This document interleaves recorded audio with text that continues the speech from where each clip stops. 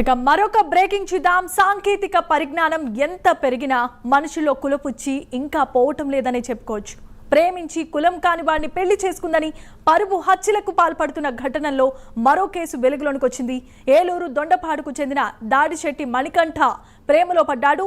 2.5 ఏళ్లుగా హైదరాబాద్లో ఉంటున్న ఉమ్మనేని సంయుక్తతో చూపులు కలిశాయి. హైదరాబాద్లో ఓవర్సీస్ కన్సల్టెన్సీలో మొదలైన పరిచయం కాస్త ప్రేమగా మారిపోయింది. ప్రేమ విషయాన్ని సంయుక్త తన ఇంట్లో చెప్పింది. కులాలు వేరు కాబట్టి పెళ్లికి ఒప్పుకునేదే లేదని సంయుక్త తల్లిదండ్రులు తేల్చి చెప్పారు. చివరికి ఫిబ్రవరి 17న ఏలూరులోని బహుజన సమాజ్ వేదికలో మణికంఠ సంయుక్త పెళ్లి చేసుకున్నారు. ఈ విషయం చెబుదామని సంయుక్త తన తండ్రికి ఎన్నిసార్లు ఫోన్ చేసినా స్పందన రాలేదు. దీంతో సెల్ఫీ వీడియో ద్వారా విషయాన్ని తన తండ్రికి సంయుక్త చెప్పింది. ఇంకో పక్క బంధువుల సమక్షంలో మార్చి 1న ద్వారకా తిరుమలలో రెండోసారి సంయుక్త మెడలో మణికంఠ 3 ముళ్లు వేశాడు. ఈ విషయం తెలుసుకున్న సంయుక్త తల్లిదండ్రులు, బంధువులు ఏలూరులోని మణికంఠ ఇంటికి చేరుకున్నారు. సంయుక్త మణికంఠపై దాడి చేశారు. సంయుక్తని తమ వెంట తీసుకొని వెళ్లిపోయారు. తన భార్యని తనకి అప్పగించాలని, తమకి రక్షణ కల్పించాల్సిందిగా మణికంఠ పోలీసులను కోరుతున్నాడు.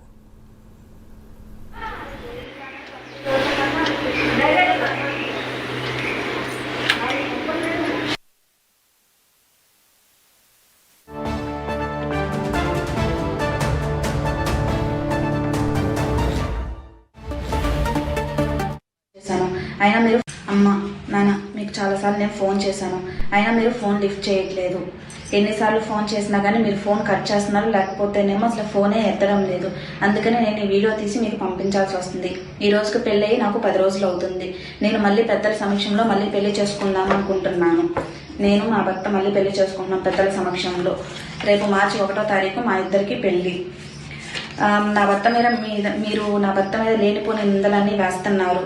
పరువుకు సంబంధించిందని, మాది క్యాస్ట్ వేరు, వాళ్ళ క్యాస్ట్ వేరు, వాళ్ళు కాపు, మనం చౌదరీస్ అని మీరు క్యాస్ట్ తీసుకొని వస్తున్నారు.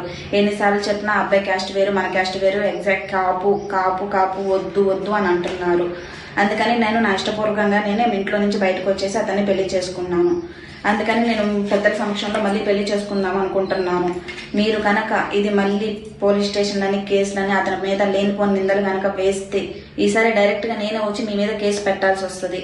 వాళ్ళండి మా వాళ్ళకి ఇంటికి వచ్చారు. ఇంటికి వచ్చి పిల్లలేదన్నారు. పిల్లలేదంటే పిల్లలుంటే ఎవరు మాట్లాడతారు, పిల్ల వస్తువులు ఉందని చెప్పి బాత్రూంలో ఉందండి అని మాట్లాడదానికి నన్ను బాత్రూంలో ఉందని చెప్పి మేడం వేసి నన్ను తోసేసి మా మిసేజ్ని పడేసేస్తే అంతలాగా ఆవిడ నన్ను పడుతుండని ఆవిడ ఎలా పడిపోయి ఉన్నది. అంత చల్లండి. ఇప్పుడు ఎవరో మాట్లాడుకుందారని తోటికి నన్ను మళ్ళీ రౌండ్ వేశారు.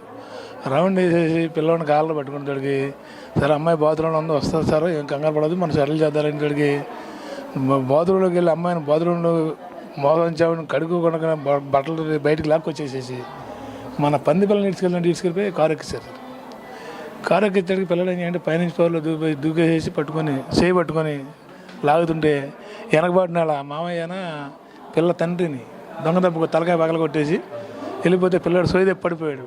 పడిపోవడం పరిగెడేసరికి పిల్లవాడు చచ్చిపోయి వదిలేసి వెళ్ళిపోయారు సార్. మా కుటుంబం వస్తుండగా మా పిల్లవాడికి ఏం జరగకుండా మీ మీడియా వాళ్ళు, పోలీసు వారు, అలాగే పెద్దల చిన్నలు, అందరూ ఎమ్మెల్యేలు మీరు అందరూ సాయపడి మాకు రసం కావాలి సార్.